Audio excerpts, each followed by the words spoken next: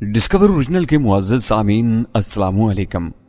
मुअज़्ज़ज़ सामीन इकराम, आप सुन रहे हैं अलाओ और मैं हूं असद। इससे कबल आप अलाओ की 48 इकसात सुन चुके हैं। अब किस्त 49 मुलाहिज़ा फरमाएं। लेकिन इससे कबल अगर आपने हमारे चैनल को सब्सक्राइब नहीं किया तो इसे सब्सक्राइब कर लें और बेल आइकन को क्लिक कर लें ताकि आपको तमाम तर वीडियोस मिलती रहा करें। और साथ ही वीडियो को लाइक करें, शेयर करें और कमेंट्स बॉक्स में अपने आरा से हमें मुतल्ला करें। आइए दास्तां का आगाज करते हैं। अगले 2 मिनट बाद मैं उस तक पहुंच गया था। वो शरीर बदन वाला एक अधेड़ उम्र आदमी था। उसने कुर्ता धोती बांध रखी थी। वो महंगी कार की ड्राइविंग सीट पर बैठा हुआ था। मैं उसके साथ बैठ गया तो वो चल पड़ा। जरा सा आगे जाकर उसने कहा, देख भैया, ये तेरी और मेरी पहली और आखिरी मुलाकात है। तू मेरा काम कर दे, मैं तुझे बॉर्डर तक पहुंचाने का वादा करता हूं। पूरी जिम्मेदारी से वहां तक पहुंचा दूंगा। आगे तू जाने और तेरा काम। मुझे करना क्या होगा? मैंने पूछा। एक राक्षस को खत्म करना है, उसने कहा। तो उसके लहजे में नफरत उबल पड़ी थी। तभी मैंने पूछा, कहाँ मिलेगा वो इस वक्त शहर से बाहर एक जगह पर है। मैं तुझे एक जगह ले जाता हूं, वहां से 2 बंदे तेरे साथ होंगे। वो तुझे वहां तक पहुंचा देंगे। वो हर तरह से तेरा साथ भी देंगे, फिर बॉर्डर तक भी पहुंचाएंगे। ठीक है? मैंने इस बात में सर हिला दिया तो वो सामने सड़क पर देखने लगा। उसने गाड़ी की रफ्तार बढ़ा दी थी। वो शहर का गुंजान आबाद इलाका था। बाजारों में तो रौनक थी लेकिन गलियां सुनसान पड़ी थी। एक जगह पहुंचकर उसने फोन किया। कुछ देर बाद 2 नौजवान सामने से आते हुए दिखाई दिए। वो आते ही खामोशी से पिछली नशिस्त पर बैठ गए। वो शख्स मुझे बड़ा पुरस्कार सा लग रहा था। वो उसी खामोशी में गुंजान आबाद इलाके से निकलकर एक पोश इलाके में आ गया। वहां एक तरफ सड़क के साथ काफी दरख्त थे। वो वहीं रुककर पिछली नशिस्त पर बैठे एक नौजवान से बोला, ले भैया अब निकलो। ये कहते हुए वो कार की ड्राइविंग सीट से उतर गया। उतरते ही वो सड़क के साथ दरख्तों की जानिब बढ़ गया था। वो नौजवान ड्राइविंग सीट पर बैठा और तेजी से चल पड़ा। यहां तक कि हम एक वीराने में आ गए। वहां कच्ची 4 दीवारी वाला खुला सा मकान था। हम इसमें जाकर रुके। वहां कोई नहीं था। हम एक कमरे में जा पहुंचे। मैं शिंदे हूं, मैं वैरात हूं और मैं वीर सिंह। मैंने अपना तारुफ कराया तो शिंदे ने कहा, यहां से 1 किलोमीटर आगे एक डेरा है। वहां पर शहर से आए कुछ लोग अय्याशी कर रहे हैं। इनमें वही मतलूबा शख्स भी है जिसे हमने खत्म करना है। उसने समझाया तो ना जाने मुझे ये क्यों लगा कि ये शिंदे यहां का मकामी नहीं है। इसका लहजा उसकी चुगली खा रहा था। यह मौका नहीं था कि मैं इस बारे में कोई इस्तफसार करता। मैंने उसे नजरअंदाज किया और उससे पूछा, क्या तुमने वो जगह देखी है? हाँ, ऐसी ही है जैसी यह जगह, बस इसमें चंद कमरे ज्यादा हैं। इस वक्त सेहन में नाच गाना शुरू है। यही वक्त है इन्हें टारगेट करने का, उसने बताया। तो वैरात बोला, तो फिर हमें निकलना चाहिए। कार में हर तरह का असलहा है, वो ले लें और ख्याल रहे अगर हम एक दूसरे से बिछड़ गए तो वापस यहीं आना होगा, शिंदे ने कहा। और अगर यहां तक ना पहुंच पाए तो? मैंने पूछा। सुबह होने तक इंतजार किया जाएगा, फिर नहीं, उसने साफ कह दिया। तो मुझे थोड़ा सा अजीब लगा। मैंने खुद को समझाया और वापस कार तक आन पहुंचे। पिछली नशिस्त के नीचे पिस्टल, गन और हैंड ग्रेनेड पड़े हुए थे। हमने वो सब निकाले और वहां से निकल पड़े। तकरीबन 1 किलोमीटर का फासला तय करने के बाद दाएं जानिब जरा से फासले पर 4 दीवारी में से रोशनी ऊपर को उठती हुई नजर आ रही थी। यही हमारी मतलूबा जगह थी। सड़क के करीब थोड़े से दरख्त थे। हमने कार वहीं खड़ी की। कुछ देर तक इर्द गिर्द के माहौल का जायजा लेते रहे। मेरा ख्याल था कि हो सकता है सिक्योरिटी का दायरा बाहर तक फैला हो। पहली निगाह में तो ऐसा कुछ भी दिखाई नहीं दिया था। हमने हथियार संभाले और मुमकिन हद तक छुपते हुए आगे बढ़ने लगे, यहां तक कि हम इस 4 दीवारी से चंद मीटर के फासले तक जा पहुंचे। इस 4 दीवारी के अंदर से कोई मकामी गीत स्पीकर से बुलंद हो रहा था। इसके साथ हाय हाउ की आवाजें भी आ रही थीं। शिंदे मुझे समझाने लगा कि हमें अटैक किस तरह करना है। विराट भी ये सब सुन रहा था। असल टारगेट एक ही शख्स था। नहीं शिंदे, यूं नहीं होगा जैसे तुम कह रहे हो, मैंने सब सुनकर कहा। तो उसने तेजी से पूछा, तो फिर कैसे होगा? यहां अटैक की 2 ही सूरतें हैं। यहां अंधाधुंध फायरिंग की जाए। इसमें अगर वो मतलूबा बंदा मर गया तो मर गया, रिस्क है, लेकिन इसके साथ हमारे लिए भी बहुत बड़ा रिस्क होगा। किसी की गोली हमें भी चाट सकती है। और दूसरा, उसने पूछा, मैं और तुम इस दीवार से ऊपर चढ़ते हैं, एक खास बंदे को निशाना बनाते हैं और वापस पलट आते हैं। मैंने कहा, तो क्या वो लोग हमें वापस कार तक पहुंच जाने देंगे? اس نے پوچھا تو میں نے کہا یہ ویرات کس لیے ہے, یہ کور دے گا نا؟ چل ٹھیک ہے, دیوار سے اٹیک کرتے ہیں, پھر جو ہوگا دیکھا جائے گا. اس نے کہا تو ہم دیوار کے ایک طرف چل پڑے. انہی لمحات میں میرا فون بج اٹھا. میں نے ایک بار تو یہی سوچا کہ کال نہ لوں, پھر اسکرین پر دیکھا تو وہ بختاور تھا. میں نے شندے سے ذرا ہٹ کر کال ریسیو کر لی. دوسری جانب سے بختاور نے مترشح لہجے میں کہا کہاں ہو تم؟ میں کہیں بھی, میں نے کہنا چاہا تو وہ تیزی سے بولا میں بتاتا ہوں تم کہاں ہو. ایک ویرانے میں جہاں ناچ گانا ہو رہا ہے, وہاں کسی کو قتل کرنے پہنچ چکے ہو, یہی نا؟ ہاں, مگر تمہیں کیسے؟ میں نے کہنا چاہا تو وہ میری بات کاٹتے ہوئے دیوانہ وار بولا خدا کے لیے کچھ مت کرنا, یہاں سے نکل جاؤ, ایک لمحے میں تم کھیرے میں آ چکے ہو. یہ تم کیا کہہ رہی ہو؟ میں نے تیزی سے پوچھا. سڑک کی طرف مت جانا, یہیں کہیں ویرانے میں نکل جاؤ, میں بعد میں بتاتا ہوں تمہیں, نکل جاؤ بس. بختاور جیسے چیخ رہا تھا. اچھا ٹھیک ہے, میں نے کہا اور فون بند کر دیا. نہ جانے کیوں میرے دل نے اس کی آواز پر سکون محسوس کیا تھا. میرا من کہہ رہا تھا کہ اس کی بات مان لوں. میں نے شندے کی جانب دیکھ کر کہا تم دیوار پر چڑھو, میں تمہیں کور دیتا ہوں. وہ دیوار پر چڑھنے کے لیے مناسب جگہ دیکھنے لگا. میں ہولے سے پیچھے ہٹا اور ایک دم سے اندھیرے میں دوڑ لگا دی. اس وقت میرے دماغ میں یہ بالکل نہیں تھا کہ میں اچھا کر رہا ہوں یا برا, بس مجھے بختاور کی آواز میں جو درد مندی تھی اس نے ایسا کرنے پر مجبور کر دیا تھا. کافی دور نکل جانے کے بعد میں اپنی سانسیں بحال کرنے کے لیے رکا اور ایک جھاڑی کی اوٹ میں بیٹھ گیا. وہاں بیٹھ کر میں نے اس چار دیواری کی جانب دیکھا تو ہر طرف روشنی پھیلی ہوئی نظر آئی. کئی گاڑیاں وہاں کھڑی تھیں, وہاں پر کئی لوگ پھیلے ہوئے تھے. بلا شبہ شندے اور ویرات گھیرے میں آ چکے تھے. میں سوچ بھی نہیں سکتا تھا کہ چچا عبد المجید کا ریفرنس مجھ سے دھوکا کر جائے گا. وہ چریرے بدن والا مجھے خود موت کے منہ میں دھکیل کر گیا تھا. اس نے مجھے ایسی جگہ بھیجا تھا جہاں میں بڑی آسانی سے گھیرے میں آ سکتا تھا. میں اپنے سامنے دیکھ رہا تھا, اگر بختاور کی فون کال نہ آئی ہوتی تو میں گھیرا جا چکا تھا. اس چریرے بدن والے نے شندے اور ویرات کی قربانی دی تھی. میرے اندر اٹھنے والے غصے کی لہر نے مجھے پاگل سا کر دیا تھا. میں وہاں زیادہ دیر بیٹھ نہیں سکتا تھا. میں جانتا تھا کہ ان کے پاس گاڑیاں ہیں, وہ اسی صحرا میں پھیل کر مجھے تلاش کرنے کی کوشش کریں گے. میں اٹھا اور اندازے سے آگے بڑھنے لگا. میں اپنے بارے میں جانتا تھا, میں رات بھر بھی سفر کرتا رہتا تو میں تھکنے والا نہیں تھا, لیکن انسانی بدن کی ایک حد ہوتی ہے. میرے سامنے کوئی منزل نہیں تھی, لیکن ایک امید تھی کہ بختاور مجھ سے رابطہ ضرور کرے گا. میں ابھی تھوڑے ہی فاصلے پر پہنچا تھا کہ چچا عبد المجید کا فون آ گیا. ان کی آواز روحان سی تھی. تم ٹھیک تو ہو نا پتر؟ میں ٹھیک ہوں, میں نے خوشگوار لہجے میں کہا.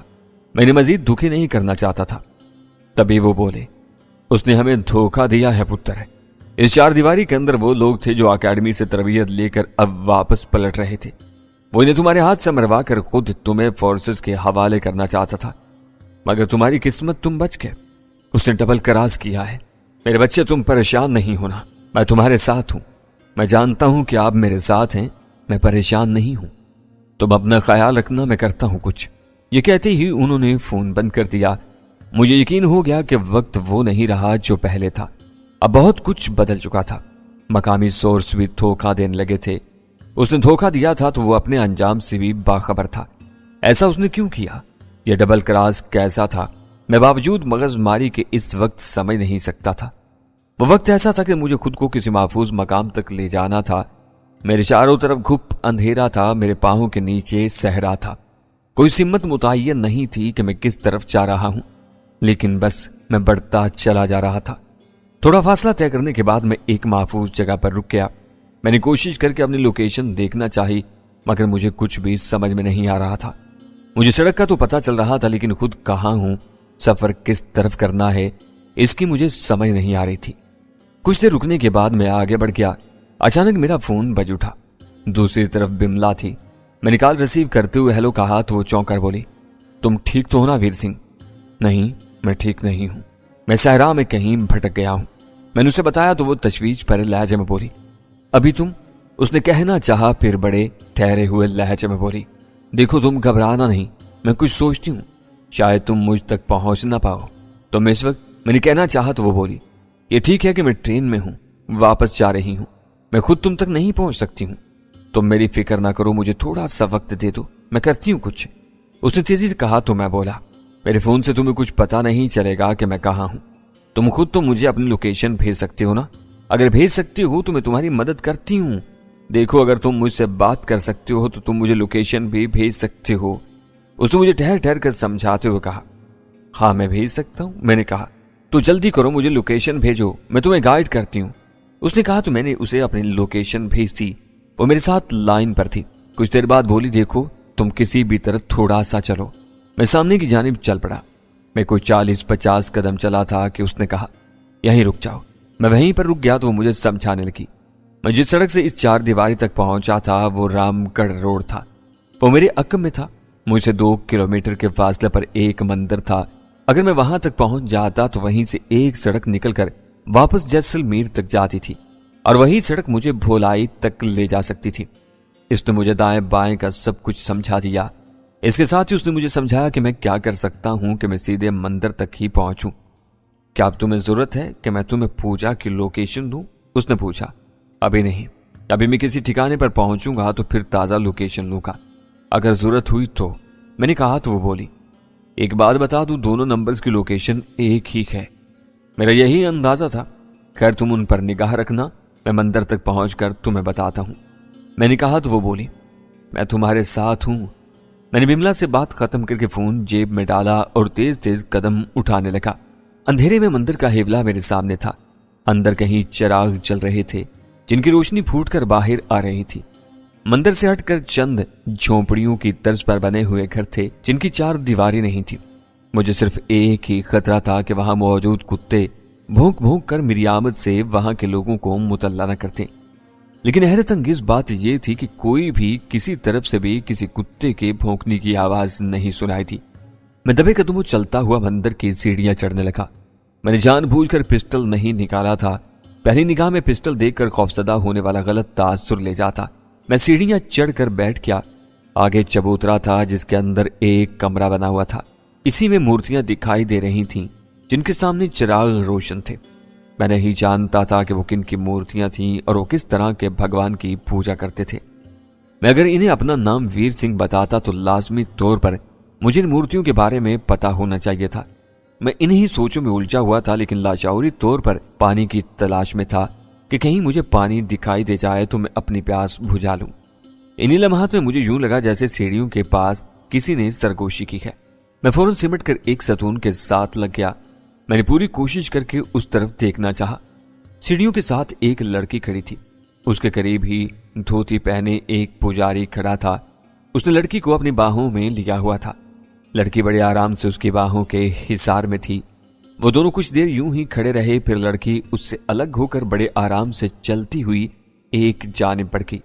وہ چلتی چلی آ رہی تھی. وہاں اندھیرا تھا. میرا اندازہ تھا کہ وہ کسی جھونپڑی نما گھر میں چلی گئی ہوگی.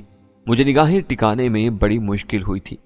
جب اندھیرے میں مزید دکھائی نہیں دیا تو میں نے اس پجاری کی طرف توجہ کی تو اب تک وہیں کھڑا تھا. میں کچھ دیر تک اس کی طرف دیکھتے ہوئے سوچتا رہا کہ میں اس سے کیا فائدہ حاصل کر سکتا ہوں. اچانک وہ دیوار کے ساتھ کھڑے کھڑے غائب ہو گیا. میں چونک پڑا کہ وہ کہاں چلا گیا. میں بھی اسی شش و پنج میں مبتلا تھا کہ نیچے کہیں چارپائی کھسٹنے کی آواز سنائی تھی. میں فوراً سمجھ گیا کہ نیچے کوئی کمرہ ہو سکتا ہے. اب وہ پجاری سونے کا اہتمام کر رہا ہوگا. میں سیڑھیوں سے اترا. اندازے سے اس طرح بڑا تو میرے سامنے ایک کمرہ تھا جس میں ایک دیا روشن تھا. میں بلا جھجک اندر چلا گیا. ایک دم سے مجھے اپنے سامنے پا کر وہ پجاری چونک کر اٹھا. اس کے چہرے پر خوف کی پرچھائیاں تھیں. اس کے منہ سے بے ساختہ نکلا, کون ہو تم؟ ڈرو مت, میں تمہیں کچھ نہیں کہوں گا. میں نے کہا. پھر بھی تم کون ہو اور یہاں کیسے؟ اس نے پوچھا. دیکھو پجاری جی, میں ایک مسافر ہوں اور راستہ بھٹک گیا ہوں. میں نے کہا اور اس کی چارپائی پر بیٹھ گیا. قریب ہی ایک سراہی پڑی ہوئی تھی. میں نے اسے اٹھایا تو اس میں پانی تھا. میں نے پجاری کی طرف دیکھ کر پوچھا, اس میں پانی پینے والا ہے؟ ہاں, میں اسی سے پیتا ہوں. اس نے کہا تو قریب سے ایک پیتل کا پیالہ اٹھا کر میں نے اسے آدھا بھرا اور پجاری کی جانب بڑھا دیا. وہ میرے عمل سے سمجھ گیا کہ میں یقین کرنا چاہتا ہوں. اس نے وہ پیالہ منہ سے لگا کر پانی پی لیا. تب میں نے سراہی اٹھائی اور منہ سے لگا لی. میں نے جی بھر کر پانی پیا اور سراہی وہیں رکھ دی جہاں سے اٹھائی تھی. پجاری کے منہ سے اطمینان بھری سانس خارج ہوئی. اس نے پوچھا, تم کو جانا کہاں ہے؟ پتا نہیں, میں جیسلمیر سے بھولائی کی طرف جا رہا تھا. کچھ دوست تھے ہم, بس ان سے جھگڑا ہو گیا تو انہوں نے راستے میں مجھے اتار دیا. اگر تم نے بھلائی جانا ہے تو پیدل صبح تک بھی نہیں پہنچ پاؤ گے، کار میں سیدھے سیدھے سڑک سے جاؤ گے تو 2 گھنٹے لگ جاتے ہیں، پجاری نے کہا۔ اس کا اعتماد بحال ہو چکا تھا۔ پھر مجھے کیا کرنا چاہیے پجاری جی؟ میں نے پوچھا۔ تمہیں اب صبح تک انتظار کرنا پڑے گا۔ صبح تک؟ میں نے اکتاہٹ بھرے انداز میں پوچھا۔ ہاں، صبح سویرے ہی ارد گرد کی بستیوں سے لوگ پوجا کے لیے یہاں آتے ہیں، ان میں سے کسی کے ساتھ میں تمہیں بھلائی جانے والی سڑک تک پہنچا دوں گا، اس نے تفصیل سے بتایا۔ اب یہاں بستی میں نے پوچھنا چاہا تو بولا، یہاں تو کوئی بھی نہیں ہے، ساری بستی خالی ہے۔ اور وہ لڑکی؟ میں نے حیرت سے پوچھا۔ وہ لڑکی یہاں سے 3 کلومیٹر کے فاصلے پر موجود بستی سے اونٹ پر آئی تھی، وہ محبت کرتی ہے مجھ سے، ہم بہت جلد بھاگ جانے والے ہیں، اس نے صاف لفظوں میں بتا دیا تاکہ مجھے کوئی شک نہ رہے۔ پجاری جی، مجھے آپ کی محبت سے کچھ لینا دینا نہیں، مجھے بس بھلائی پہنچنا ہے کسی بھی طرح، میں نے سختی سے کہا نا صبح تک انتظار کرو، اس نے اکتاہٹ سے کہا تو میں خاموش ہو گیا۔ تبھی میں نے پوچھا، یہاں اگر کوئی نہیں رہتا تو پھر یہ جھونپڑیاں، یہ گھر، یہ مندر کے لیے لوگوں نے بنا چھوڑے ہیں، لوگ یہاں پر ٹہر جاتے ہیں، کئی دن بھی ٹھہرتے ہیں، اس نے بتایا۔ تم کہاں سے آتے ہو؟ میں نے پوچھا۔ یہیں تھوڑے سے فاصلے پر ایک بستی ہے، وہیں کا ہوں، کبھی یہاں رک جاتا ہوں، کبھی چلا جاتا ہوں۔ کس پر جاتے ہو؟ میں مطلب کی بات پر آ گیا، وہ بھی سمجھ گیا تھا، اس کے چہرے پر تردد کے آثار نمودار ہوئے۔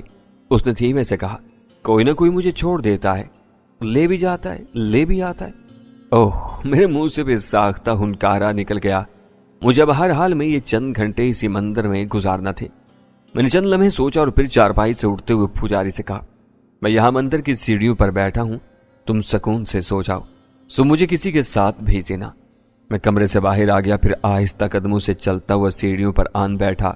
کچھ دیر بیٹھے رہنے کے بعد میں نے بملا کو فون کیا۔ اس نے پہلی بیل پر ہی فون اٹھا لیا تھا۔ میرے ہیلو کے جواب میں بولی، میں دیکھ رہی ہوں تم اس مندر کے پاس ہو، میں اس مندر کی سیڑھیوں پر بیٹھا ہوں، میں نے خوشگوار انداز میں کہا۔ اوہ، تو وہاں کوئی نہیں ہے؟ اس نے پوچھا تو میں نے اختصار سے سب کچھ بتا دیا۔ بملا، تم سکون سے سفر کرو، میں اب دیکھ لوں گا کہ مجھے کیا کرنا ہے۔ کاش میں سفر نہ کر رہی ہوتی، اگر وہاں ہوتی تو اب، اس نے کہنا چاہا تو میں نے اس کی بات کاٹتے ہوئے کہا، تم فکر نہ کرو، میں کچھ نہ کچھ کرتا ہوں، میں نے کہا اور فون بند کر دیا۔ میں وہیں بیٹھا سوچ رہا تھا کہ مجھے کیا کرنا چاہیے۔ میں یہاں سے پیدل نکل پڑوں، دن نکلنے تک کسی نہ کسی بستی میں پہنچ جاؤں گا، لیکن یہ نہیں کہہ سکتا تھا کہ وہ لوگ مجھ سے کیا سلوک کرتے۔ یہ سلوک اچھا بھی ہو سکتا تھا اور برا بھی۔ مجھے بڑے ہی عجیب اور برے خیال آنے لگے۔ میں اس کیفیت سے بچنا چاہتا تھا۔ ایسے میں میرا فون پھر سے گنگنا اٹھا۔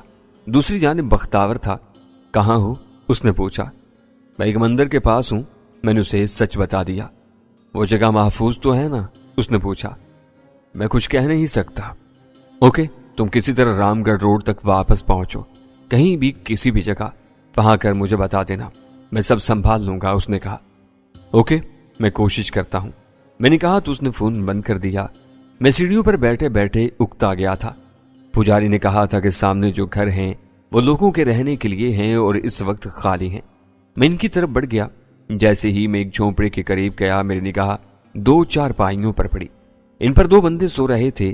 ایک پر وہی لڑکی تھی جسے کچھ دیر پہلے میں نے پجاری کے ساتھ دیکھا تھا، دوسرا کوئی مرد تھا۔ اس کا مطلب تھا اس نے مجھ سے جھوٹ بولا تھا۔ یہ سوچ کر میں جیسے ہی پلٹا، وہ پجاری میرے سامنے کھڑا تھا۔